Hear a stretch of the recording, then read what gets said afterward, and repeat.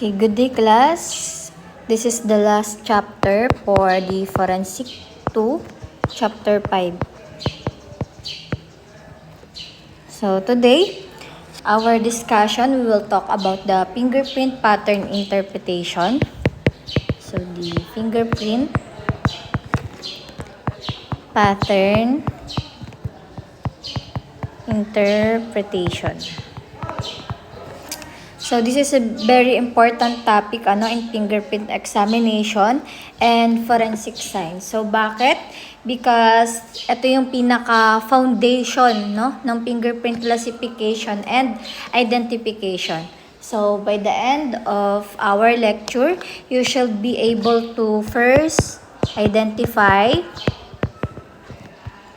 the major fingerprint patterns. Kahit alam nyo na to, magpapahapyaw pa rin tayo dito dahil paulit-ulit nyo lang maririnig yung mga major na mga fingerprint patterns. Mga patterns na yan. Alam nyo na yan. No? Next is to understand yung mga ridge formation. No? Nagkaroon din tayo ng mga activity about sa mga ridge formation.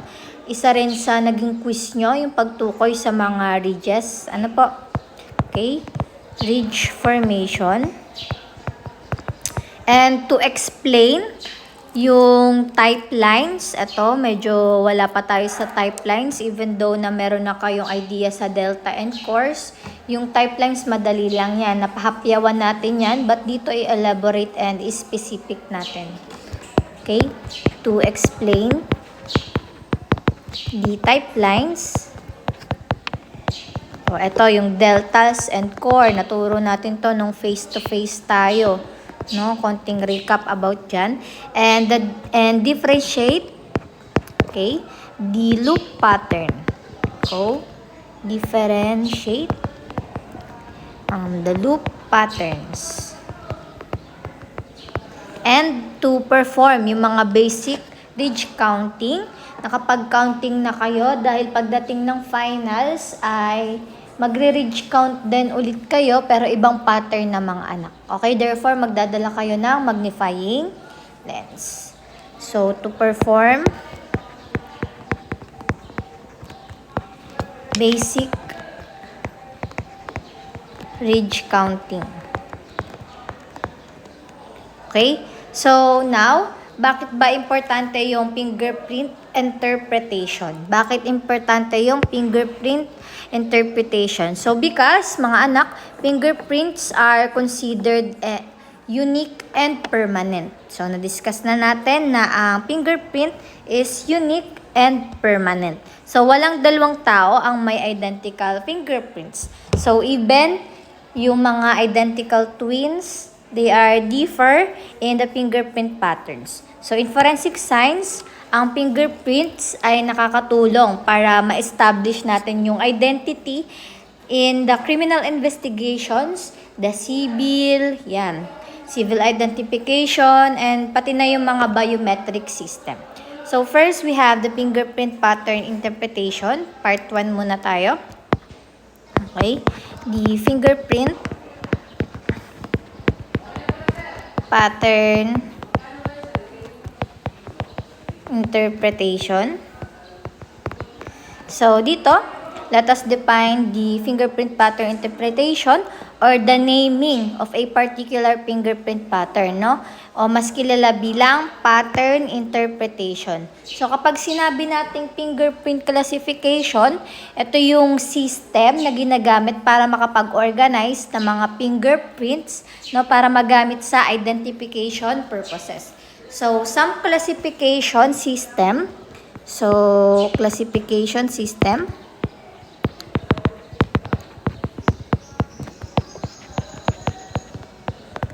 It includes,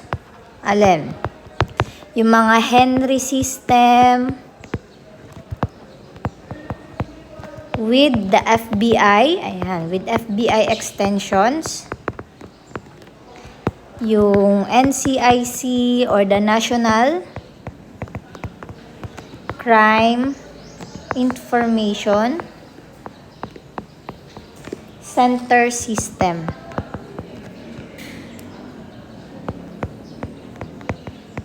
So, but today, yung pinaka-focus natin is to understand yung pattern themselves. Okay? Next, for the part 2, we have the three major groups. Three major groups of fingerprinting. Dito, there are three major groups of fingerprint patterns na kilala bilang arcs, loops, and whorls. Okay, alam nyo na to. May mga illustration tayo nito. So, remember tong mga to dahil because halos lahat ng fingerprint pattern ay under ng tatlong grupo. So, among these, loops are the most common. No? Ilang percent ulit yung loops natin. And whorls yung sumunod. And arcs yung least common. So, I have a question. Sa tingin nyo, which fingerprint pattern do you think appears most often in humans? So, ito, alam nyo to, dahil nga mas malaki yung loops, therefore, ang sagot natin ay loops. Huwag nyo kakalimutan yun ha, loops. Kaya nga yung activity nyo, no, in ridge counting, loops lagi yung pinapabilang. Okay? Next, part 3, the ridge formation. Ridge formation. Okay, let's discuss the ridge formation or the fingerprint ridges from the different shapes and movement. So, understanding this, it helps us to interpret yung mga patterns correctly. So, una, meron tayong tinatawag na recurving ridge. Recurving ridges. No? Sa recurving ridges, no, these are the ridge that curve back toward the direction where they started. So, yung recurving ridge natin, no, kung saan siya nagmula, dun din siya babalik. Kaya nga siya recurving ridge. And meron din tayong tinatawag na converging ridge. Ayan. Kahapyaw na lang din to. Converging ridges. Dito naman, these are the ridges forming angles. Their one ridge approach one another. Okay, converging, nagsalubong. Okay, next we have the appendage. Appendage. So, an appendage, ito yung short ridge connected to a recurving ridge at a right angle. So, ganito yung itsura na appendage, mga anak. Usually, makikita nyo to sa core. Yan, ito yung appendage. So, kapag may appendage, no, it may destroy or it will ruin the recurve interpretation. So, meaning, minsan, hindi na siya considered na proper recurve kasi meron siyang appendage. Okay? Next, we have the diverging ridges. Alam na din. Diverging ridges. Dito, these are the ridges running side by side. Then, suddenly, separating opposite direction. Okay, alam nyo na to, yung mga ridges na naghihiwalay. Next, we have the bifurcating ridge. Dito, pinapakita ko lang yung illustration nung description. But sa ating mismong ridges, iba yung formation niya. Okay, for clarification lang. Next, we have the bifurcating ridge. So, dito naman, this happens when one ridge split into ridges. So, parang fork or rod. No? So, very important to because bifurcation are often used sa fingerprint comparison and identification. Okay?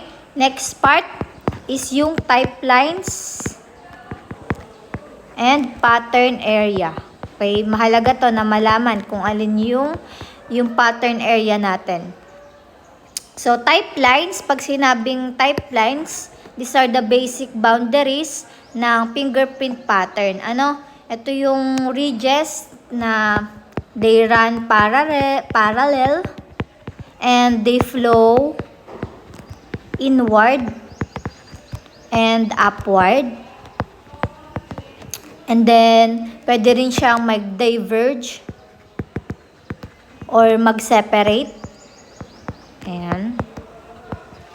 and it's surrounding the pattern area. Surrounding the pattern area. Diba yung fingerprint nyo, yung itsurang may paganito, tas eto na, nasa loob na yung pattern area. Yung type lines, eto yan, yung pinaka-boundaries, no? Yung sinasakupan.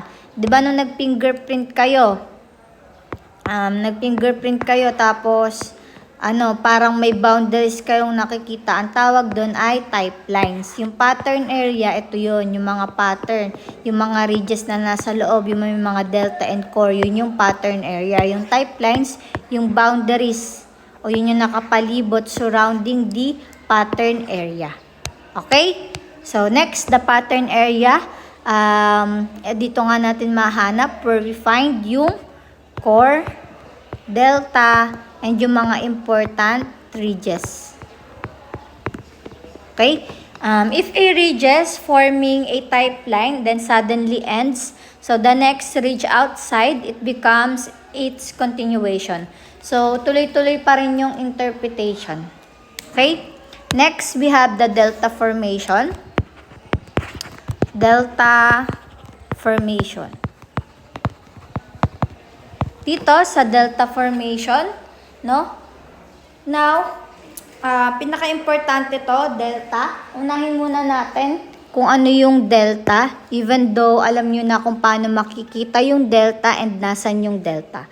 So, yung delta, this is a point that located at or directly sa front ng mga divergence ng type lines.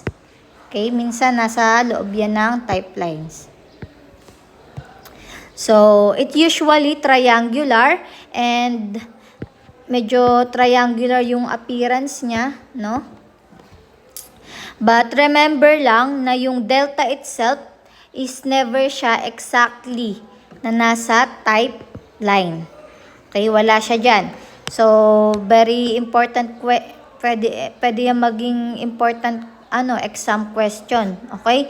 Na ang delta itself never exactly on the type line. Ang type line uli, yung surround, yung naka-boundary or naka-surround sa pattern area.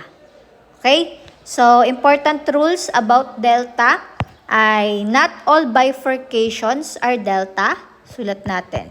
Not all bifurcation are deltas.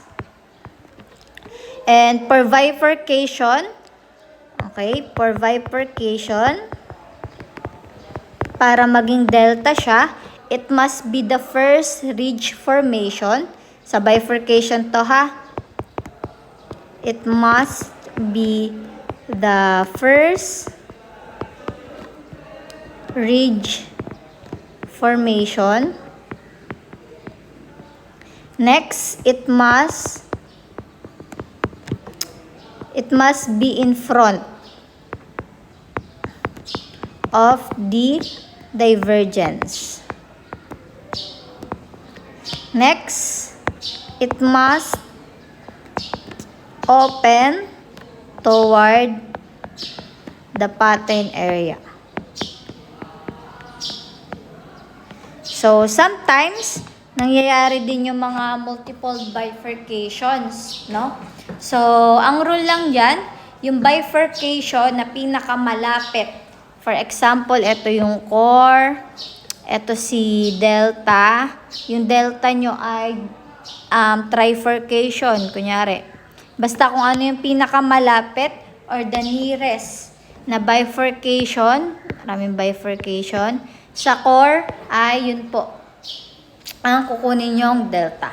So, another important rule, if there's a choice between bifurcation or another ridge formation pagdating sa delta, ang laging piliin nyo ay bifurcation. Okay? Okay. Please remember this statement also. The type lines, sulat natin, to remember, type lines themselves are never considered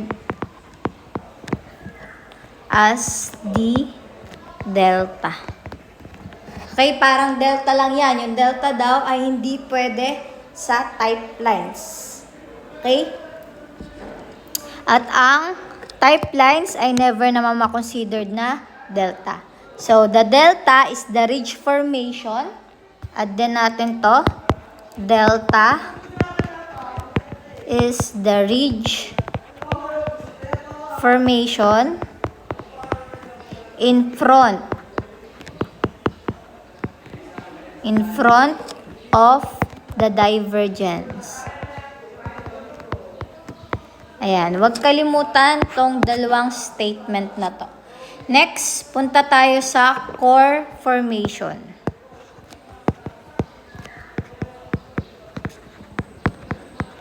Core formation, this is the next important structure pagdating sa core. So, ano po muna yung core bago tayo mag-start?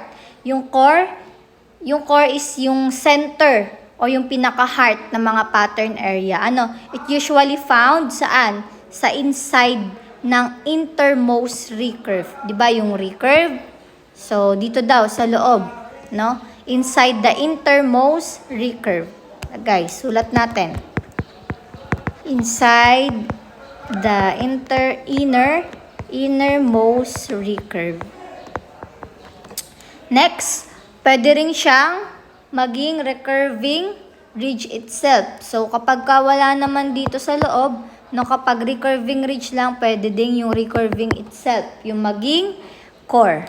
Okay. Or on the recurving ridge itself.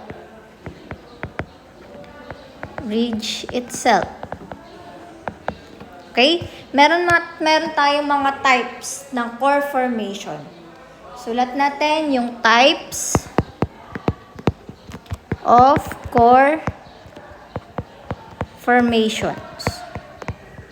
Una, meron tayong tinatawag na staple. Staple ay yung mga single recurving ridge na nasa center. Okay, it is a single recurving ridge in the center. Okay? Meron din tayong tinatawag na rod or bar. Ito naman, yung single ending ridge inside the recurving ridge. Okay, this is the single ending ridge inside a recurving ridge. Okay? Next, meron tayong tinatawag na envelope. Pangilan na to? Pangatlo. Envelope. Envelope, yung tawag sa mga staple na may enclosing one or more bars. So, a staple enclosing one or more bars. Okay. Next, we have shoulders. Shoulders, yung shoulders, yan yung points where yung recurve ay nagsimula at natapos, no? Sa simula and sa huli. So, parang balikat ng loop, no? Okay? The shoulders are points where the recurve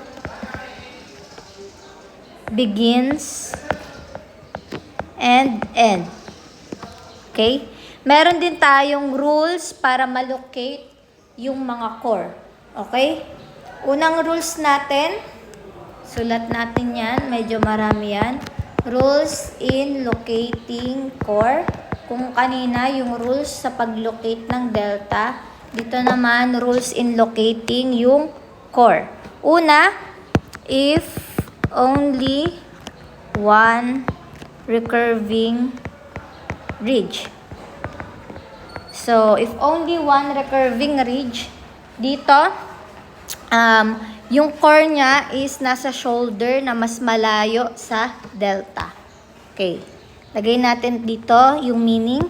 Core is at the shoulder farther from the delta. Okay? So, paano naman kapag rods yung naandon? Okay. If there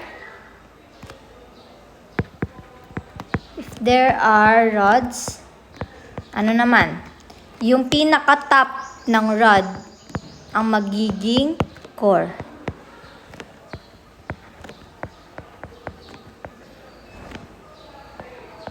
Send ko sa inyo yung mga itsura nito mga anak ha. Next, paano naman kapag dalawa yung rods? Ito rin naman yung diniscuss ko nung face-to-face tayo. Ito mga meaning lang ng bawat rods and bawat formation ng core. So, paano pag two rods?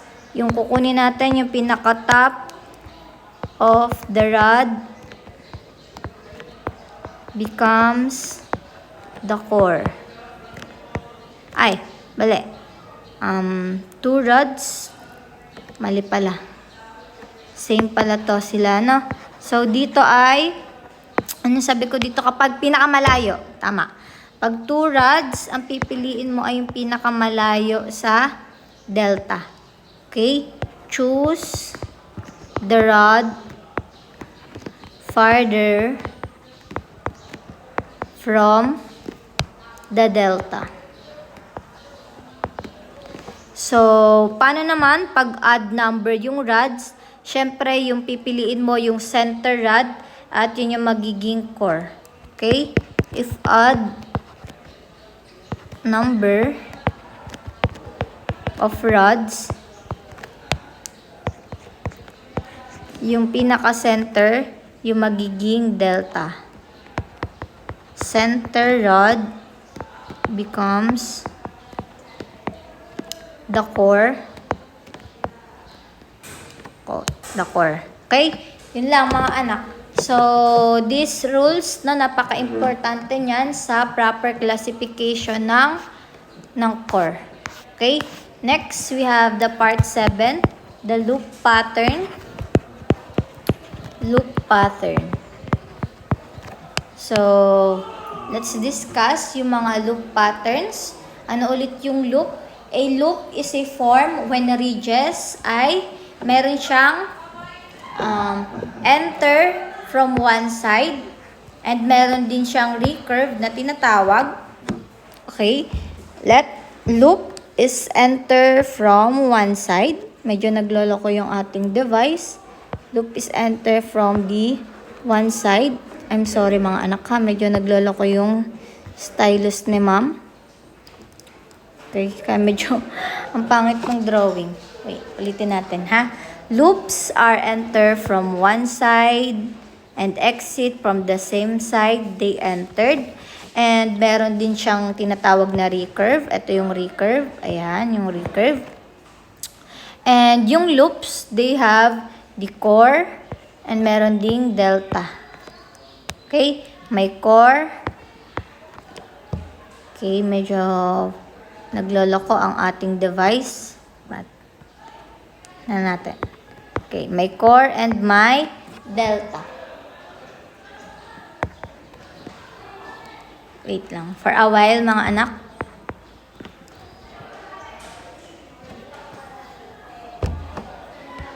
Okay, basta tandaan lang, ang loops ay they are formed when the ridges ay enter from one side and nag-exit siya to another side. May recurve, may one core, one delta. Ayan, okay na. One core and one delta. So, yung loops, they make up around ilang percent ulit yung loops natin sa lahat ng fingerprints. Tandaan, 60% ang loops. Ha? Karamihan ang loops. So, there are the 4 requirements pagdating sa loop. The 4 requirements of a loop. So, per a pattern to be considered a loop, it must have, again, a core, a delta, may recurving ridge between sa core and delta, and ridge ay it must be count of at least 1. So, kapag kulang ng isa dyan, hindi siya valid ng loop. Okay? Next, kahit alam nyo na to, pahapyawin na rin natin to. The ridge counting. Ridge counting. So, the ridge counting, it means kinakount mo yung mga ridges na nag-touch or touching an imaginary line between sa core and delta. Okay, naturo ko na to mga anak. But yung pinaka-important lang dito ay core is not counted. Dapat hindi kasama sa bilang si core. At sino pa ang hindi kasama sa bilang pagdating sa ridges? Si delta. Okay, si delta ay hindi rin counted. So, only yung mga ridges lang na nag-cross or nag-touch sa imaginary line. Yun lamang po yung counted. So, this is very important pagdating sa fingerprint classification system. Okay? Next, last is the di na nagsusulat. Last is the ulnar versus radial. Loop pa rin to ha. Ulnar versus radial. So, pinakita ko na kung paano nyo malalaman yung ulnar and radial pagdating sa kamay. So, yan yung dalawang kinds ng loop. Unahin natin yung ulnar. So, ulnar, pag sinabing ulnar, it flows toward the little finger. Tandaan nyo lang ha, little finger side. Pag ulnar, little finger. Pag radial, ay thumb. Okay? So, kasi ito ay pinangalanan, name after our ulna bone. Okay, it name. Kaya ulnar, yung tawag dyan ha. It name after the ulna bone. So, ito din yung most common loop. This is the most common loop. So, basta ulnar, little finger lamang. Ulnar, little finger. Radial naman, pag radial, this is flows toward the thumb side. Yun lang, huwag mali dito. Pag thumb, radial. Pagka ulnar, little finger. So, it name naman, kung dito ulna, ay saang bones naman to? Radius bone. Okay? Ito naman ay less common. So, a quick memory technique. Pag thumb side, again, radial, little finger, ulnar. Madaling tandaan because yung radius is closer to the thumb. Okay? So, for our conclusion, ayan. So, to summarize our today's discussion, we learn yung fingerprint pattern interpretation, ridge formation, type lines, pattern areas, yung mga delta formation, core formation, loop patterns, yung ridge counting, and yung radial and ulnar loops, no? Yun yung mga concept na essential pagdating sa fingerprint examination and forensic identification. So, yun lang. Next meeting. Pero this is the last, meet. Ang next meeting na natin ay mag-finals na kayo. Okay? So, pag may tanong, i-chat lang si ma'am, i-PM. O kaya ay pag nagkita tayo sa ating face-to-face sa finals. So, thank you everyone. And please review your note because itong topic na to is yung pinaka-foundational and possible na lumabas sa inyong finals. Yun lang, and have a great day.